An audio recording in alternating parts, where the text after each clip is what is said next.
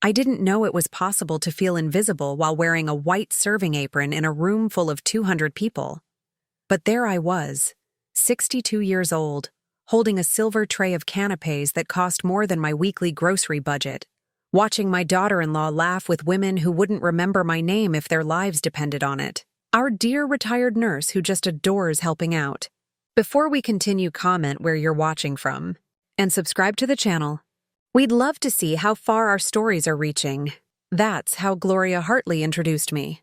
Not Rosalind Whitfield, mother of the host. Not the woman who'd raised the man paying for this ridiculous event. Just our dear nurse, with that patronizing smile that made my jaw ache from clenching. The ballroom at the Dayton Country Club smelled like money, expensive perfume mixing with the scent of prime rib and some flower arrangement that probably cost what I used to make in a month. Janine had chosen this venue specifically. Mother Rosalind, she'd said 3 weeks ago, using that syrupy tone she reserved for when she wanted something. It would mean so much if you could help serve at the charity gala. You know how these things are. We need reliable people. Reliable. That's what I'd become in their eyes. Not family, not guest. Reliable help. I moved through the crowd with my tray, offering smoked salmon on crackers to people who didn't see me. That's the thing about serving food at fancy parties. You become part of the furniture. People talk right through you like you're not even there. "Janine's so clever," one woman said, plucking a canapé from my tray without looking at me. Landing a real estate man with his own firm. Smart girl. Marcus hadn't landed anything on his own. I'd paid for his business license, his first office rent, the furniture, the advertising, $42,000 from my retirement account, money I'd saved working double shifts at Mercy Hospital for 30 years, money that was supposed to buy me peace in my old age, but nobody talks about that at charity galas. I watched Janine across the room, holding court near the ice sculpture. She wore a champagne-colored dress that probably cost more than my car payment, and around her neck, catching the light every time she turned her head, were my mother's pearls. The pearls I'd sold 4 years ago. My hands tightened on the tray. I remembered that night so clearly it hurt. Harold had been in the hospital for 6 weeks. The cancer treatments weren't covered by insurance, not the experimental ones that might actually work. The doctor had said, "Mrs. Whitfield, we're looking at another $120,000. I understand that's difficult." Difficult? Like it was a math problem instead of my husband's life. I'd gone home that night and opened the velvet box where I kept my mother's pearls. Harold had been sleeping.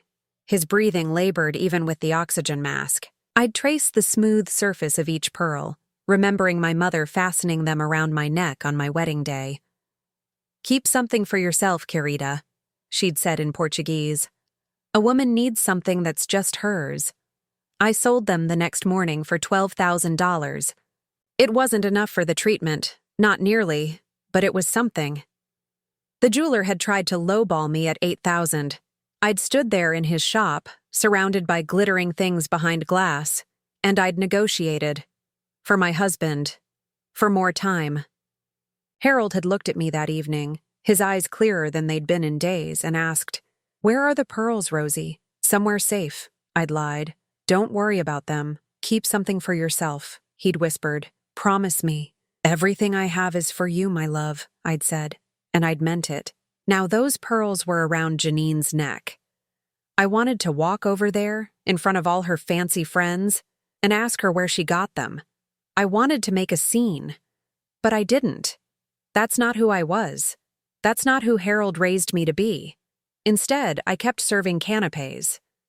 "The trick to looking expensive," Janine was saying to her circle of admirers, "is knowing where to invest. Quality pieces. Things with history." She touched the pearls. "These, for instance. You can't buy this kind of craftsmanship anymore." Gloria Hartley laughed loud and sharp. "Such good taste, darling. Not everyone knows how to recognize quality when they see it." The woman next to her nodded. "It's easy to get beautiful things when you know what you're doing."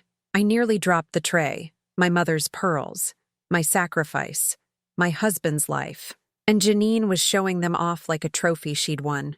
The room suddenly felt too hot, too loud, too small. I set the tray down on a side table and headed for the service hallway. My hands were shaking. I needed a minute, just 1 minute to breathe. The hallway was quiet, lined with boxes of extra champagne glasses and folded tablecloths. I leaned against the wall and closed my eyes. I could still hear the party through the door. Laughter, music, the sound of people who didn't have to worry about anything more serious than whether the salmon was fresh. I'd been doing this for Marcus since he was born, sacrificing, giving, making it work. When he was 12 and wanted to go to hockey camp, I'd taken on extra shifts. When he was 17 and wrecked his first car, I'd paid the insurance deductible. When he was 23 and his girlfriend got pregnant with someone else's baby, I'd helped him through the heartbreak and the lawyers and the mess. And when he'd met Janine 3 years ago, I'd been happy for him. She was pretty, polished, confident. Everything I thought he deserved. I'd welcomed her into our family. I'd helped plan the wedding. I'd written a check for $5,000 toward the reception because, Mother Rosalind, we just want it to be perfect, and you understand how expensive these things are. I understood. I always understood. The service door opened and Gloria Hartley stepped through, holding her phone. She stopped when she saw me. "Oh," she said, not quite hiding her surprise. "Rosalind, taking a break?" "Just needed some air," I said. She smiled, the kind of smile that doesn't reach the eyes. "You know, I've been meaning to tell you. You're doing wonderful work tonight. So helpful. Janine was right to ask you." Something in the way she said helpful made my stomach turn. "I'm glad I could be here," I said carefully. Gloria moved closer, lowering her voice like we were sharing secrets. "Between you and me, I think it's admirable how you've adapted to your new role in Marcus's life. Not every mother-in-law knows when to step back and let the younger generation take the lead. Step back. New role.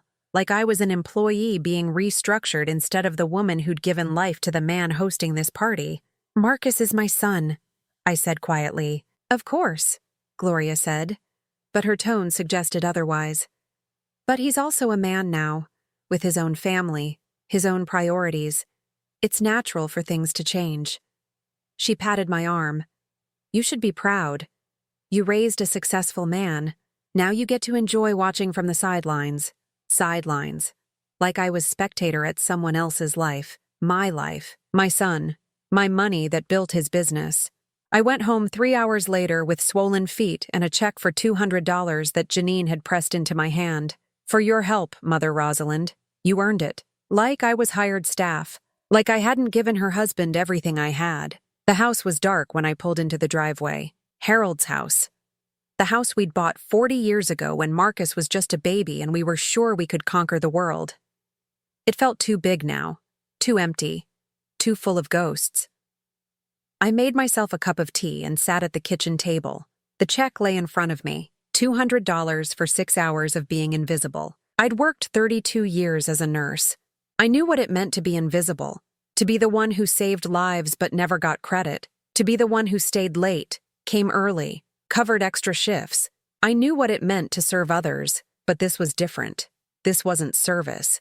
This was erasure. I picked up my phone. No messages. No missed calls. Marcus hadn't checked on me once during the party. Janine hadn't thanked me. Nobody had noticed when I left. That's when I decided to look. I don't know what made me think of it. Maybe it was the pearls. Maybe it was Gloria's comment about stepping back. Maybe it was just too many years of feeling like something was wrong but not being able to name it. I went to the basement, Harold's office. I hadn't touched most of his things since he died. Couldn't bear to. But I knew he kept important documents in the filing cabinet. Property deeds, insurance policies, investment records. I found the folder marked Marcus Business on the 3rd drawer. Harold had always been meticulous about record keeping. Inside were copies of everything. The business loan Marcus had taken out 5 years ago. The co-signed lease for his office. The agreements. And there, paper-clipped to a real estate contract I'd never seen before, was a document with my signature on it. My signature. But I'd never signed this. The contract was for Marcus and Janine's house. The mansion on Oakwood Drive. Purchase price, $850,000. Down payment, $85,000. Source of down payment, investment from R. Whitfield. Investment. They'd called it an investment. I'd given Marcus $85,000 2 years ago, right after Harold died, right when everything was chaos and grief, and I couldn't think straight. Marcus had come to me crying, said there was a medical emergency, said Janine's mother had breast cancer and needed immediate treatment, said the insurance wouldn't cover it, said they needed help. I'll pay you back, Mom, I swear. As soon as the business picks up. I'd given him everything I had left. The emergency fund Harold and I had built over 40 years. The money that was supposed to see me through retirement. Gone. Because my son needed me. Except Janine's mother didn't have cancer. I'd seen her at Christmas, healthy and laughing, talking about her cruise to Alaska. They'd used my money to buy a mansion, and they'd forged my signature on the investment contract to make it look official. To make it look like I was a partner instead of a victim. My hands were shaking so badly I could barely hold the papers. I looked at the signature line. It was close, very close. The person who'd forged it had practiced, had studied my handwriting, had put effort into stealing from me. I sat on the basement floor, surrounded by Harold's careful record-keeping, and I tried to remember the last time Marcus had called me just to talk, not to ask for money, not to ask me to babysit, not to ask me to help with some event, just to talk, just to see how I was doing. I couldn't remember. My phone buzzed.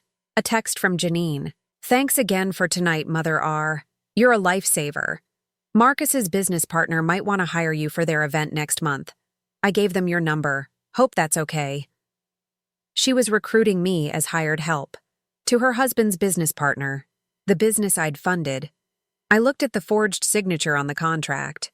I looked at my phone. I looked around Harold's office, at all the careful plans we'd made for a future we'd never get to have. And for the first time in my life, I felt something I'd never felt before toward my son. Rage. Pure, cold, clarifying rage. I picked up my phone and took pictures of every document in that folder. Every contract. Every forged signature. Every lie on paper. Then I went upstairs, poured myself a glass of Harold's whiskey, and I made a decision. I was done being invisible. I was done being helpful. I was done being a doormat for people who were supposed to love me. Whatever came next was going to be different. I didn't know how yet. Didn't know what steps to take or who to call or what I could even do against a son who'd stolen from his own mother. But I knew one thing with absolute certainty. Sitting there in my dark kitchen with proof of betrayal on my phone and the taste of whiskey burning my throat, they were going to regret the day they decided I didn't matter. Marcus showed up on Sunday with papers and a smile I didn't recognize anymore. Just a formality, Mom, he said, spreading documents across my kitchen table. The same table where I'd fed him breakfast before school every morning for 18 years. Power of attorney. Makes everything easier. You know, in case something happens. In case something happens. Like I was already halfway to the grave. I looked at the papers. Legal size. Dense text. The kind designed to make people stop reading after the first paragraph. But I'd learned something in the past week. I'd learned to read every word. Every comma. Every clause that might hide a knife. What do you need this for? I asked. Marcus laughed. That easy, dismissive laugh he'd perfected since marrying Janine. Mom, you're 62. It's just smart planning. What if you fall and can't make decisions? What if there's an emergency? This way, I can help. Take care of bills, medical stuff, whatever you need. Whatever he needed, more like. I'm healthy, I said. I don't need help with bills. I know. He patted my hand, the same hand that used to hold his when he had nightmares as a kid. When he was scared of thunderstorms, when he broke his arm falling from the tree in our backyard, and I held him all the way to the hospital, telling him he was brave. But humor me, okay? It's just paperwork, just in case. You trust me, don't you? Trust. That word sat between us like a third person at the table. I thought about the forged signature on the mansion contract. I thought about $85,000 that disappeared into medical treatment that never happened. I thought about my mother's pearls around Janine's neck, catching light at a party where I was hired help. "Let me think about it," I said. Something flickered across Marcus's face. Annoyance. Maybe anger. Gone so fast I almost missed it. "What's there to think about?" "Mom, this is standard stuff. Everyone does this. Janine has power of attorney for her parents. Janine's parents are in their 70s, I said quietly. "I'm 62. Mom." He leaned back, crossing his arms. "Are you being difficult on purpose?" Difficult. That was a new word for me, in his vocabulary at least. When he was 23 and lost his job and needed rent money, I wasn't difficult. When he was 26 and wanted to start a business and needed capital, I wasn't difficult. When he was 38 and crying about medical emergencies that didn't exist, I wasn't difficult. I was convenient. "I just want to read it carefully," I said. "That's not being difficult. That's being smart." Marcus stood up, grabbing the papers. "You know what? Forget it. I was trying to help, trying to make sure you're protected, but if you don't want that, fine. When something happens and nobody can access your accounts or make decisions for you, don't blame me." He left without saying goodbye. I sat at the table for a long time after his car pulled away. The kitchen still smelled like the coffee I'd made for him. 3 creams, 2 sugars. I'd been making his coffee that way for 40 years. I could do it in my sleep. I wondered when he'd stopped knowing how I took mine. That night, I couldn't sleep. I kept thinking about something Gloria Hartley had said at the charity event, about knowing when to step back, about new roles, about sidelines. At 2 a.m, I got up and went to my closet. In the back, behind winter coats I hadn't worn in years, was a box of photos, old ones. The kind printed on actual paper from before everything went digital. I found the one I was looking for near the bottom. Me, 39 years old, standing in front of Mercy Hospital in my nursing scrubs. It was 3 a.m. in that photo. I'd just finished a double shift, 16 hours straight. My feet were swollen so badly I'd had to cut my shoes off when I got home. I remembered that day, that exact moment when Harold took that photo. Marcus had called that afternoon. He'd gotten accepted to a real estate licensing program, $8,000 for the course, plus books, plus exam fees, $8,500 total. He was so excited, so proud, so sure this was his future. We didn't have $8,000. Harold's hours had been cut at the factory. Our savings were thin. Marcus knew this. We'd just talked about it the week before, about being careful, about making ends meet. But he'd called anyway, voice full of hope, and I couldn't say no. I'd called the hospital, asked if they needed anyone for overnight shifts. The night supervisor had said yes. Actually, they were desperate. Could I start that week? I worked 3 nights a week for 6 months. Got home at 7 a.m, slept 4 hours, woke up to make Harold lunch before his shift started, cleaned the house, paid bills, slept another 3 hours, got up at midnight to go back to work. Harold had taken that photo the morning after my 50th night shift. "I want to remember this," he'd said. "Want to remember what you did for our boy." Marcus had never known about those shifts. We'd told him I'd saved the money, that it wasn't a big deal, that we wanted him to have opportunities. He passed his licensing exam on the first try, got his first job a week later, made his first sale 3 months after that, sent us a bottle of champagne with a card that said, "Thanks for believing in me." The champagne sat in our fridge for a year. Neither of us could bring ourselves to drink it. It felt too expensive, too frivolous. We had bills to pay. I wondered where that bottle was now, probably thrown away when we cleaned out the fridge after Harold died. I put the photo back in the box. My hands were shaking. Not from age, not from weakness, from something else, something I didn't have a name for yet. My phone buzzed. Text message, Janine. "Hi, Mother R. Could you watch Sophie and Lucas next Saturday? We have a couples retreat in Columbus. Would really mean a lot." I looked at the time, 2:47 in the morning. She was texting me at 2:47 in the morning to ask for babysitting. Before I could respond, another message. "Also, Marcus mentioned you were weird about the POA. Just FYI, everyone thinks you're being paranoid. It's literally just paperwork. Might want to talk to someone about trust issues? Just saying. Trust issues. From the woman wearing my mother's pearls, From the woman who'd helped forge my signature on a contract. From the woman who'd convinced my son to steal $85,000 from his own mother. I didn't respond. Instead, I went back to the basement, to Harold's filing cabinet, to the folder I'd already memorized. There was another document I'd missed the first time, tucked behind the mansion contract, a loan application, Marcus's name at the top, current debts listed in the middle, and there, in the liabilities section, a line item that made my blood freeze. Personal loan from R. Whitfield, $42,000. Status, unpaid. Monthly payment, $0. The business loan, the one from 5 years ago, the one Marcus had promised to pay back, the one he'd sworn was just temporary, just until the business got established, just until he was on his feet. He'd listed it as a debt on his loan application, but he'd told the bank he wasn't making payments, that it was indefinite, that there was no repayment schedule. He'd never intended to pay me back. Not ever. It was never a loan. It was just taking. And I'd let him. Because he was my son. Because that's what mothers do. Because I'd believed that sacrifice was the same as love. Saturday morning, Sophie called. Not Marcus, not Janine. Sophie, my 11-year-old granddaughter. Grandma Rosalind? Her voice was small, scared. Can you come get me? My heart stopped. Sweetie, what's wrong? Where are you? I'm at Emma Harrison's house. Mom dropped me and Lucas off for a play date, but... She trailed off. But what, honey? Emma's mom said we weren't invited. She said she never talked to my mom about a play date. She said she's calling Mom to come get us, but Mom's not answering.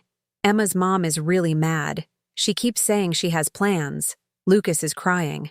I was in my car before Sophie finished talking. Give me the address. Emma Harrison lived in Janine's neighborhood, the expensive one. The one with gates and security and houses that looked like they belonged in magazines. I got there in 12 minutes. Sophie and Lucas were sitting on the front steps. 8-year-old Lucas's face was red and blotchy from crying. Sophie had her arm around him, trying to be brave, trying to be the grown-up. Emma's mother stood in the doorway, arms crossed, checking her watch. When she saw me, relief and irritation fought for control of her face. Finally, she said. I've been calling Janine for 40 minutes. I have a salon appointment. I'm so sorry, I said, walking up to take the kids' hands. There must have been a misunderstanding. There was no misunderstanding, Emma's mother said coldly. Janine dropped them off without asking. Just rang the doorbell, said she'd pick them up at 5 and left. I tried to stop her, but she drove away. That's not a misunderstanding. That's dumping.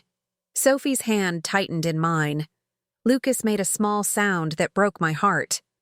I got them into my car, buckled them in, turned up the heat because they were both shivering even though it was 60 degrees outside. It's okay, I said. Everything's okay now. Mom said you were too busy to watch us, Sophie said quietly. She said you had important things to do and we shouldn't bother you. The lie sat in the car with us. Heavy, poisonous. I'm never too busy for you, I said. Never. We stopped for ice cream on the way home. They were quiet at first, but by the time we got to my house, Lucas was telling me about his science project, and Sophie was showing me a story she'd written at school. Normal things, sweet things. The kind of things grandmothers should know about their grandchildren. The kind of things I'd been excluded from for 2 years without realizing it. At 4:30, my doorbell rang. Janine stood there in yoga pants and a tank top, her hair in a perfect ponytail, looking annoyed. There you are, she said to the kids. I've been looking everywhere for you. Why didn't you call me? We did call, Sophie said. You didn't answer. Janine's eyes cut to me. Mother Rosalind, thanks for picking them up. I had an emergency. Work thing. She was lying. I could see it in the way she wouldn't meet my eyes. In the way her hand fluttered to her neck, touching the place where pearls used to hang. The kids can stay for dinner, I said, if you and Marcus need more time. No, Janine said quickly. We need them home. Come on, kids. Say thank you to Grandma. They hugged me. Both of them. Tight hugs that lasted too long, like they were afraid to let go. As Janine herded them toward her car, Sophie looked back at me, just for a second, and in her eyes, I saw something that made my stomach turn. Fear, not of me, of her mother, of saying the wrong thing, of asking for help, I thought about Emma's mother, frustrated and angry about being used. I thought about Sophie's small voice on the phone, scared and abandoned. I thought about Janine's lie, so easy, so automatic. And I thought about power of attorney, about legal control, about what someone like Janine could do if she had complete access to my life, my money, my decisions. That night I made 2 phone calls. The first was to a lawyer I'd known from the hospital, a woman who'd once told me, "If you ever need help, call me." The second was to my bank, asking about fraud protection and account security. By the time I hung up, my hands had stopped shaking. I wasn't scared anymore. I was ready. The oil was canola. I know because I smelled it on my clothes later at the hospital. Canola oil on the stairs leading to Sophie's bedroom. I'd gone to visit on Tuesday afternoon. Janine had texted that morning, unusually friendly. "Kids would love to see you. Come by around 3?" I should have known, should have recognized the setup, but I was still operating under the old rules, the ones where family meant safety. The stairs in their mansion were hardwood, expensive, the kind that showed every mark. I was carrying a bag of books I'd bought for Sophie, climbing toward her room when my foot went out from under me. I remember the moment of suspension. That split second where your body knows it's falling but hasn't hit yet, where everything slows down and speeds up at the same time. I hit 6 steps on the way down, felt something crack in my wrist, tasted blood from biting my tongue. Janine appeared at the top of the stairs. "Oh my God, Rosalind! Are you okay?" But she didn't come down, didn't rush to help. She stood there, looking at me crumpled on the landing, and I saw something in her face that made my blood run colder than the pain in my wrist. Relief, just for a second, like a problem had solved itself. Then she blinked, and the mask was back. Concern, horror. "Don't move. I'll call 911. The EMTs came. Marcus met us at the hospital. He held my good hand while they took x-rays. Fractured wrist, possible concussion, bruised ribs. What happened, Mom?" he asked. His voice sounded genuine. Maybe it was. "I fell," I said. "Because what else could I say? Your wife oiled the stairs? Prove it. They kept me overnight for observation." Marcus left around 9, promising to come back in the morning. The hospital was quiet. That special kind of quiet that only exists at 2 a.m. in fluorescent hallways. That's when Gloria came. She wore a black coat that probably cost more than my hospital bill. Her heels clicked on the linoleum like a countdown. "Rosalind," she said, sitting in the chair beside my bed. "How are you feeling?" "Like I fell downstairs," I said. She smiled, patted my hand, the one without the cast. "These things happen. Houses can be so dangerous, especially for people our age." Our age. She was 67. I was 62. But the way she said it made me sound ancient, fragile, done. She leaned closer, and her perfume was expensive and suffocating. "Sometimes," she whispered, "it's better to go peacefully, Carita, before things get harder, before you become a burden." My heart stopped, not metaphorically, actually stopped for a beat. She was telling me to die, politely, gently, with a smile, but telling me to die. "I'm not going anywhere," I said. Gloria's smile didn't change. "Of course not. I'm just saying. Sometimes the universe sends messages. It's wise to listen." She left after that, clicked away down the hall like nothing had happened. I lay there in the dark, listening to machines beep, and I understood something Harold had tried to tell me before he died. People will take everything you give them, Rosie, and then they'll take more. You have to decide when enough is enough. I hadn't listened then. I'd thought he was being dramatic, cynical. That wasn't who we were. We were givers, helpers, good people. But Harold had been right. The next morning, Sophie came. Not with Marcus or Janine, alone. She slipped into my room at 7 before visiting hours, wearing her school uniform and looking terrified. "Grandma," she whispered, checking the door. "I brought you something." She pulled a small notebook from her backpack, old, worn, the kind with a marbled cover that nobody makes anymore. "I found this in the garage," she said, "in a box with Grandpa Harold's name on it. I think you should have it." My hands shook as I took it. I recognized Harold's handwriting on the first page. financial records, personal. You need to go, I said, before your mom realizes you're here. Grandma? Sophie's eyes filled with tears. I heard Mom and that lady talking, the one who came last night. They said, I know what they said, baby. Are you going to be okay? I looked at this 11-year-old child, brave enough to sneak into a hospital, smart enough to know something was terribly wrong, and I made a decision. Yes, I said. I'm going to be fine. Better than fine. After she left, I opened the notebook. Harold had documented everything. Every loan to Marcus, every emergency that required money, every promise to pay back that never materialized. But there was more. Notes in the margins, observations. Marcus borrowed $5,000 from his boss. Didn't tell Rosie. Saw Marcus at the casino on Jefferson Street, 2 a.m. Tuesday. Marcus asked about life insurance policies today, specifically mine. And then dated 3 months before Harold died. Janine called today. Said Marcus owes $150,000 to loan sharks. Said if I don't help, they'll hurt him. Said Rosie can never know. Paid $30,000. Took out second mortgage. God forgive me. My husband had taken out a second mortgage on our house, to pay my son's gambling debts. And he'd died not telling me. Protecting Marcus. Protecting me from the truth. I turned to the last page. Harold's handwriting, shakier now. Written maybe days before he died. Rosie, if you're reading this, I'm gone. And I'm sorry. Sorry I wasn't stronger. Sorry I couldn't say no to our boy. But you need to know. Marcus will take everything. Janine will help him. They're drowning, and drowning people pull others under. Don't let them pull you. You're stronger than me. You always were. Protect yourself, even from family, especially from family. I love you. 8. I sat in that hospital bed, holding my dead husband's warning, and I cried. Not quietly, not carefully. I sobbed until nurses came running, but they weren't sad tears. Not entirely. They were angry tears, betrayed tears, done tears. Harold had known, had tried to protect me even after death, had left me proof, and Sophie, sweet, brave Sophie, had made sure I found it. I wasn't alone. I wasn't crazy. I wasn't paranoid. I was right. When Marcus came at noon with flowers and apologies, I was calm, cold, clear. I want to see the mortgage papers, I said. For the house. His face went white.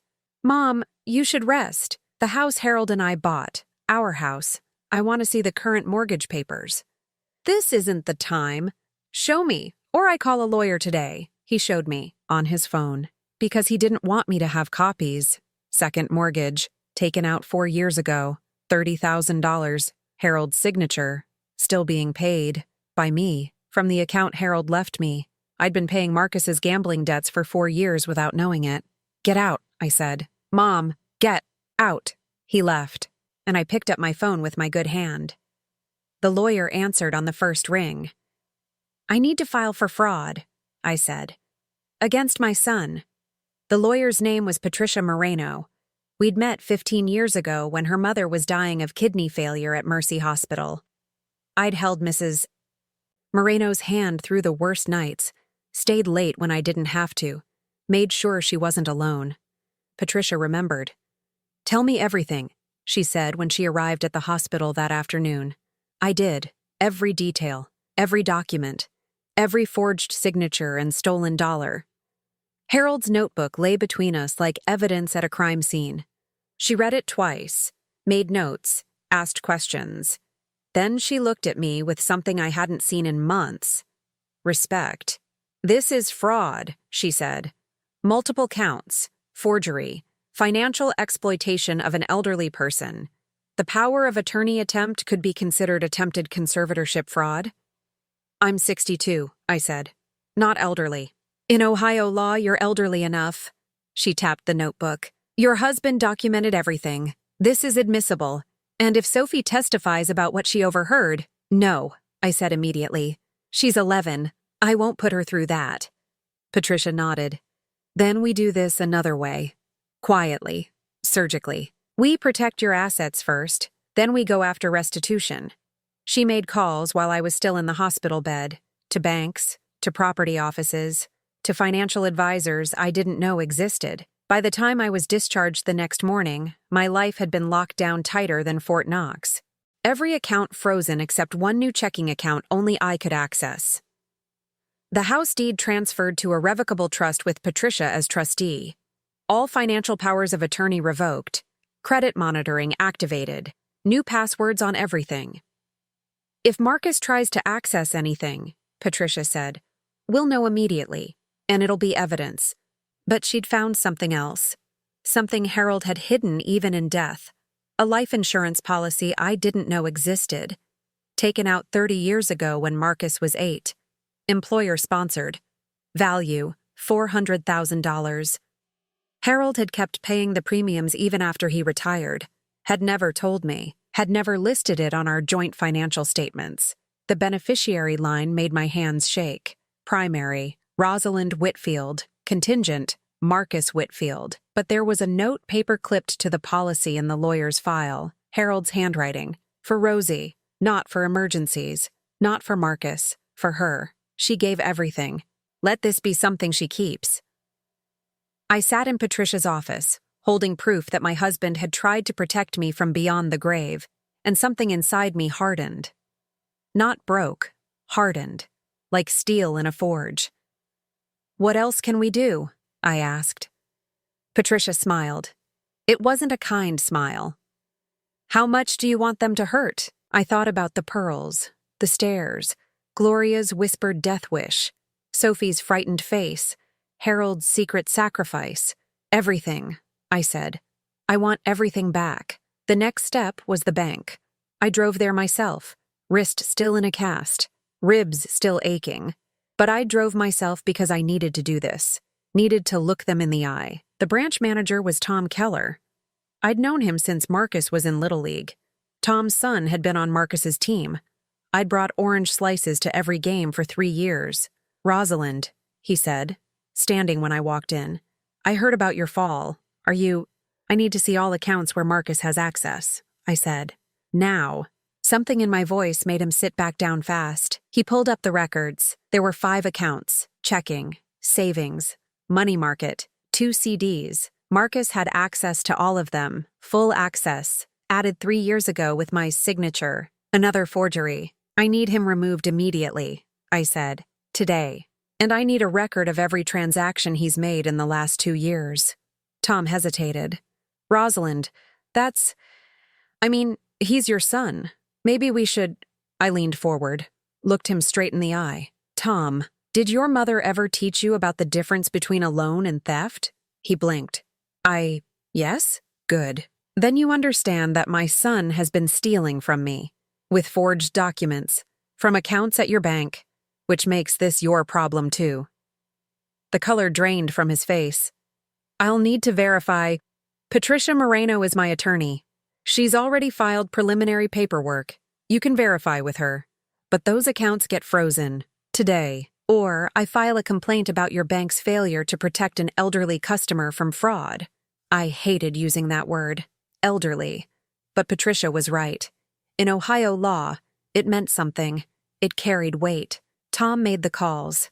By the time I left the bank, Marcus had 0 access to my money. And I had records showing he'd withdrawn $43,000 in the past 18 months. $43,000, on top of everything else. I drove to the police station next, filed a fraud report, gave them copies of everything, Harold's notebook, the forged signatures, the bank records. The officer taking my statement was young, maybe 25. He looked uncomfortable. Ma'am, you understand this will likely result in criminal charges? Against your son? I understand, I said. File it anyway. I had one more stop. The one I'd been putting off. The one that hurt most. Marcus's office. His secretary tried to stop me. Mrs. Whitfield, Marcus is with a client. I walked past her, opened his door, interrupted his meeting with a young couple looking at property listings. Get out, I told the couple. Family emergency. They looked at Marcus. He nodded, face white. They left. I closed the door behind them. Mom, Shut up, I said. My voice was calm, cold. I'm going to talk. You're going to listen. I pulled out my phone, showed him the photos I'd taken of every document, every forged signature, every theft documented in Harold's handwriting. The police have all of this, I said. So does my lawyer. So does the bank. You have zero access to my accounts, zero claim to my house, zero ability to touch anything that's mine ever again. Marcus's mouth opened, closed, opened again. Mom, I can explain. No, I held up my hand, the one in the cast, the wrist broken falling downstairs his wife had oiled. You can't. There's no explanation for this, no excuse, no justification. The gambling debts are not my problem, were never my problem, but you made them mine. You and Janine made them mine. And Dad died paying for your mistakes without telling me. Tears ran down his face. I'm sorry. God, Mom, I'm so sorry. I never meant— You meant exactly this, I said. You meant to take everything, meant to use me up until there was nothing left. Meant to let your wife oil those stairs and hope I'd break my neck instead of my wrist. What? No, I didn't know about what, Marcus? About the stairs? About Gloria telling me to die? About Janine using my pearls like trophies? What didn't you know? He stared at me, and in his eyes, I saw the truth. He'd known, maybe not every detail, but enough. He'd known enough and done nothing. You have 30 days, I said, to pay back every cent. $170,000 total. Every loan, every forgery, every theft, documented, with interest. I don't have that kind of— Then sell the mansion, sell your car, sell everything Janine bought with my money. I don't care how you get it, but you get it. Or you go to prison. I turned to leave, stopped at the door. And Marcus? You don't see Sophie or Lucas without my supervision. Ever. If you try, I file for emergency custody based on your wife's neglect and your financial instability. Patricia's already drawn up the papers. You can't— I looked back at him. At the son I'd worked 3 jobs to put through school.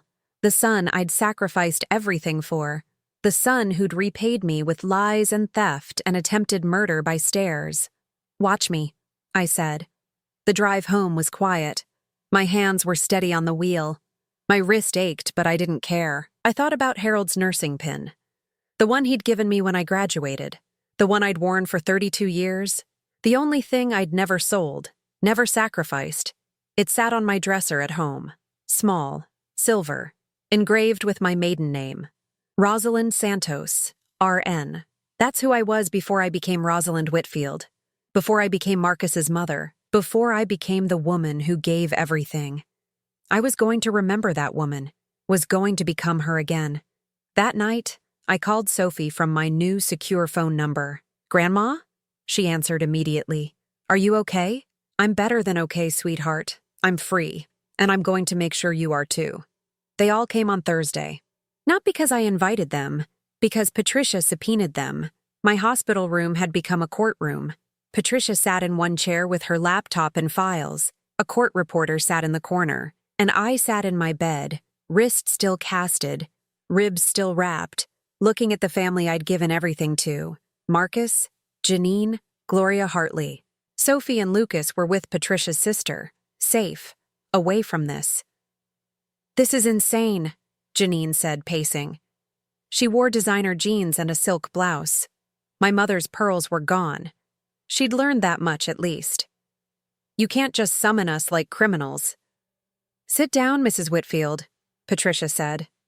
Not a request. A command. Janine sat. Patricia opened her laptop, turned it toward the wall where she'd rigged a small projector.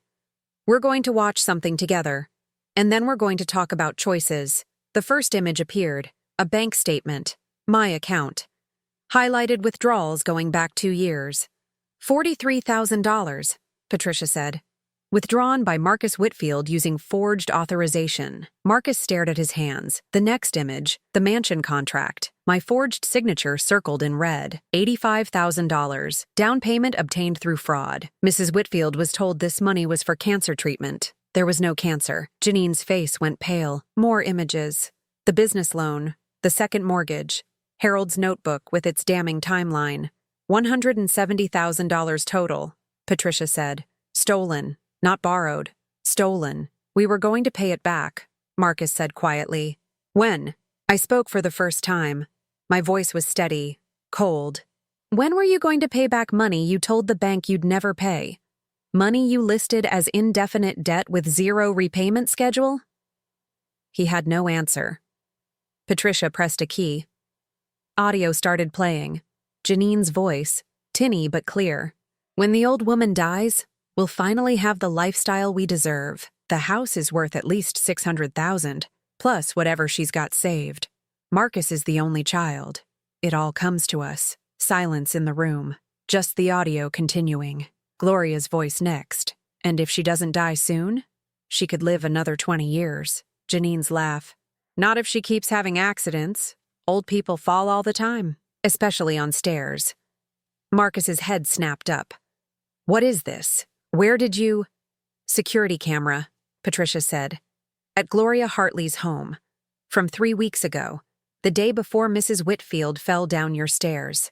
I watched Marcus's face, watched him understand, watched the truth sink in. You knew, he whispered to Janine. You oiled those stairs. You tried to— Don't be dramatic, Janine snapped. It was just a little scare, to make her more manageable. A little scare? I leaned forward. Pain shot through my ribs, but I didn't care. I fractured my wrist. Could have broken my neck. That was your plan? Kill me for insurance money? Nobody was trying to kill anyone, Gloria said smoothly. That recording is taken out of context. Patricia smiled. Then let's add context. More audio. Gloria's voice again. I told her it would be better to go peacefully. She didn't listen. Stubborn woman. Janine. The power of attorney would have been easier, but she got paranoid. Gloria. There are other ways. Medical emergencies, wrong medications. These things happen in hospitals all the time. The room went silent. Marcus stood up, walked to the window. His shoulders were shaking. Marcus, Janine said. Her voice had changed. Softer now. Scared. Baby, you know I love you. We were just talking. Just venting. We never would have— Shut up. He didn't turn around. Just shut up. Patricia pulled out another file. This is a recording from Marcus's business partner. He called yesterday after hearing about the fraud investigation. Said he needed to report suspicious activity. She pressed play. A man's voice. Marcus came to me 6 months ago. Wanted to know about life insurance policies. Specifically, how long you have to wait after a parent dies to collect. I told him it was immediate if the death was accidental. He asked a lot of questions about accidents. Falls. I thought it was weird, but— The recording stopped. Marcus turned around, looked at me. His eyes were red. I asked those questions, he said. But not because I wanted. I didn't mean. I was just so desperate. The gambling debts were crushing me. Janine kept spending more and more, and I couldn't say no. The loan sharks were threatening to hurt the kids. I thought if I just understood the options. You were planning my death, I said. Simply, factually. No. God, no. I didn't know what else to do.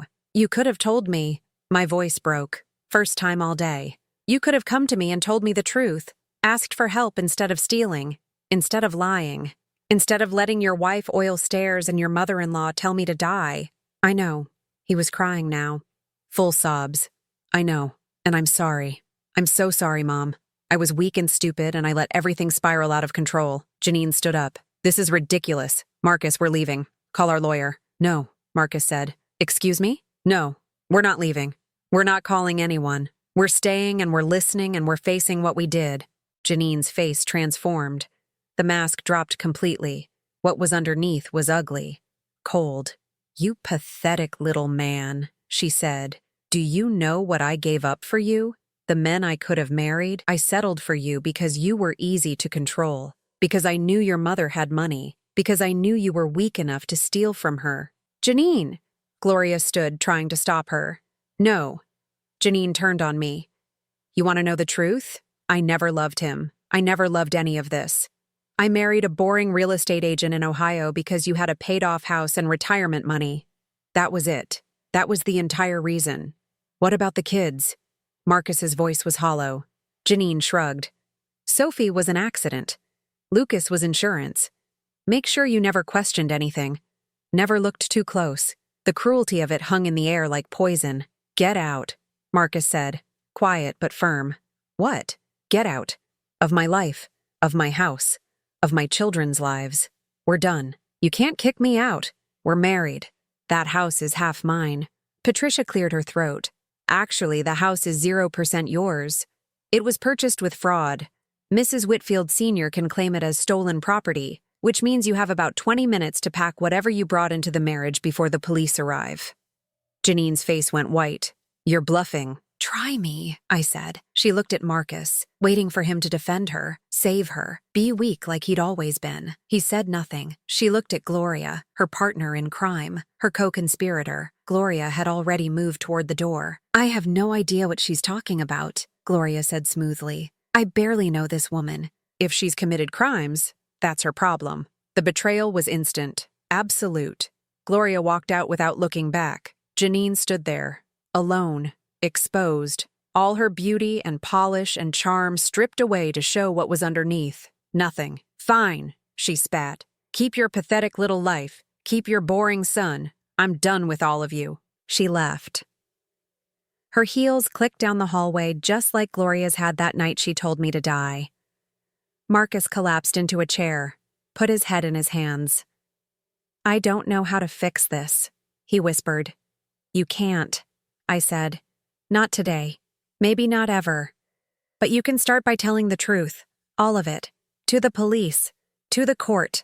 To Sophie and Lucas when they're old enough. He nodded. The kids. God, what do I tell the kids? You tell them their mother made bad choices. That you made bad choices. That you're going to spend the rest of your life trying to be better. I paused. And you tell them their grandmother loves them. That I'll always be here for them. Even after everything I did?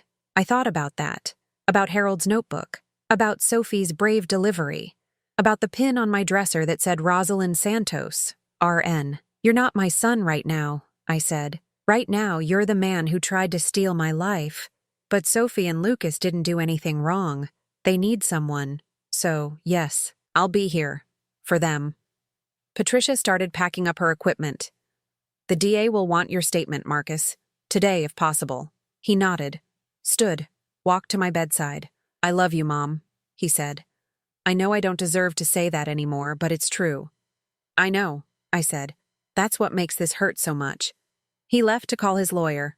I sat in that hospital bed, surrounded by evidence of my family's betrayal, and I felt something unexpected. Relief. It was over. The lies, the manipulation, the slow erosion of my worth. I was free. I left the hospital alone. Took a taxi because I refused to wait for Marcus to drive me. Paid with money from my own account, the one nobody else could touch. The house was quiet when I got home. Harold's house, my house, the house I'd nearly lost to people who saw me as an ATM with a pulse. I stood in the doorway and looked at 40 years of memories, some sweet, some poisoned now. The kitchen table where I'd signed away my future thinking I was helping family. The basement where Harold had documented everything, trying to save me from beyond the grave. The stairs I'd climbed 1,000 times, never knowing one day someone would oil different stairs hoping I'd die. I could stay here. Patricia said the house was protected now. Untouchable. But I didn't want to. I wanted something new. Something that was mine from the start. Something nobody could take. 3 weeks later, I stood in an empty apartment downtown. Smaller than the house. Modern, clean, anonymous, perfect. The movers brought my furniture. Not much. I'd sold most of it. Donated the rest. Kept only what mattered. Harold's filing cabinet. My nursing pin. Photos of Sophie and Lucas. Everything else could burn. Marcus called every day. I didn't answer. Patricia said he'd paid back $40,000 so far. Sold his car, downsized his office, started working for his former competitor because nobody else would hire him after the fraud charges. Good. Janine had left Ohio entirely. Last anyone heard, she was in Florida, working as a hostess at a restaurant. Her social media was deleted. Her friends had scattered like roaches when lights came on. Better. Gloria Hartley faced 7 lawsuits from other families she'd defrauded. Turned out I wasn't the first elderly woman she'd targeted, just the first one who fought back. Her mansion was in foreclosure. Her country club membership revoked. Best. On a Tuesday morning, Patricia called. The DA accepted Marcus's plea deal. Restitution in full over 5 years. Probation. Community service. No jail time if he complies. And if he doesn't? 3 to 5 years. Federal prison. I said nothing. Rosalind, you okay with this? Was I? I thought about Marcus at 8 years old, crying because he struck out at baseball. Me telling him it was okay. Everyone fails sometimes. What matters is getting back up. I thought about Marcus at 23, calling me from jail after a DUI. Me bailing him out, paying the lawyer, telling him everyone makes mistakes. I thought about Marcus at 40, standing in my hospital room, realizing his wife had tried to kill his mother for money. Yeah, I said. I'm okay with it. Because the truth was, prison wouldn't fix Marcus. Nothing would fix Marcus except Marcus. And that was his job now, not mine. I hung up and looked around my new apartment. Small, clean, mine. The doorbell rang. Sophie stood in the hallway. 13 now, taller, hair longer, eyes older than they should be. Marcus stood behind her, 10 feet back, like he knew not to come closer. Grandma? Sophie's voice was tentative. Can I come in? I opened the door wider. Always. She came in, looked around. It's nice, small. I like small now, I said. Less to clean, less to worry about. Just right for me. Dad wanted to know if maybe Lucas and I could visit sometimes, on weekends. He said only if you want. He said he'd understand if you said no. I looked past her at Marcus. He looked thinner, older, tired. He met my eyes for half a second, then looked away. What do you want? I asked Sophie. She bit her lip. I want to visit. I missed you. And Lucas keeps asking when we can see you again. He doesn't really understand what happened, just knows Mom left and everyone's sad. I thought about what I'd told Marcus in the hospital. That the kids didn't do anything wrong, that they needed someone. Saturdays, I said. Lunch and afternoon. Your dad can drop you off. He doesn't come in. Sophie hugged me, tight, like she used to when she was little. Thank you, she whispered. After they left, I sat in my new living room and felt something unfamiliar. Peace, not happiness, not forgiveness, not reconciliation, just peace. 6 months later, I stood in front of what used to be Marcus and Janine's mansion. It had sold at auction. The new owners didn't want the house. Too much history, too much gossip. So they demolished it. I watched the machines tear it down, brick by brick, wall by wall. The kitchen where Janine had worn my mother's pearls, the stairs where she'd spilled oil hoping I'd fall and die. All of it reduced to rubble. The new owners were building a community garden, asked if I wanted to help design it, said they'd heard my story, knew I'd been wronged, wanted to give me something good from something bad. I said yes. We planted vegetables, flowers, a memorial section with benches and trees. Each tree had a plaque. People could dedicate them to lost loved ones. I dedicated one to Harold, for the man who tried to protect me even after death. I'm sorry I didn't listen sooner. I'm listening now. Sophie and Lucas came every Saturday. We cooked together in my small kitchen, talked about school, about friends, about their lives. We didn't talk about their mother. She sent child support payments irregularly, called on birthdays sometimes. The kids were polite when she did. Nothing more. Marcus I saw from a distance. He dropped them off, picked them up. Sometimes I saw him sitting in his car in the parking lot, just waiting, making sure they were safe. He paid his restitution every month, never missed a payment. Patricia kept me updated. I never spoke to him, not once in those 6 months, not because I hated him, but because I had nothing left to say to the man who used to be my son. Maybe someday. Maybe years from now when Sophie and Lucas were grown and I was truly old. Maybe then we'd sit down and talk about what happened, about forgiveness and family and second chances. But not today. Today I had a garden to tend, flowers to plant, vegetables to harvest, kids to feed, a life that was mine. 1 year after the hospital confrontation, I stood in that garden on a Sunday morning. The sun was warm.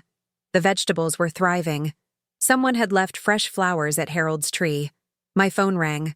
Patricia, Gloria Hartley's trial concluded, she said. Guilty on all counts. Sentenced to 12 years. She'll be 79 when she gets out. Good, I said. Janine's facing charges in Florida now. Fraud again. Different victim. Seems she tried the same game with a widower there. Not surprised. And Marcus. He asked if he could write you a letter. Not email, not text. Actual handwritten letter. Said he'd understand if you threw it away unread. I looked at the garden. At the space where a mansion full of lies used to stand. At the flowers and vegetables and life growing from that poisoned ground. Tell him he can write it, I said. I'll decide if I read it. I hung up and knelt in the dirt. My hands, the same hands that had worked 3 jobs to pay for Marcus's education, now worked the soil. Pulling weeds, planting seeds, building something new. Sophie appeared beside me, kneeling down to help. Grandma? Do you think people can really change? I thought about that. About Marcus working to pay his debt. About the kids thriving away from Janine's poison. About myself, learning to say no, learning to protect what was mine.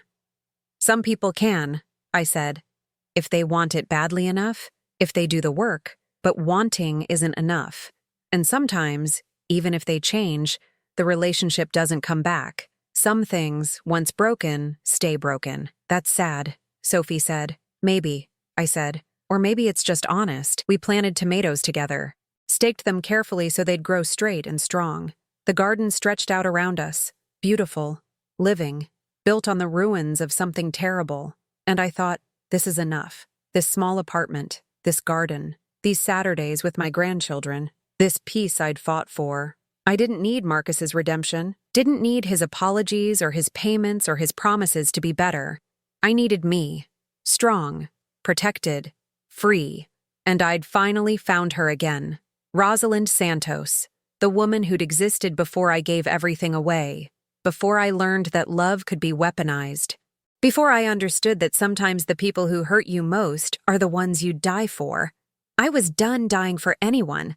Now I was living for myself. And that finally was enough.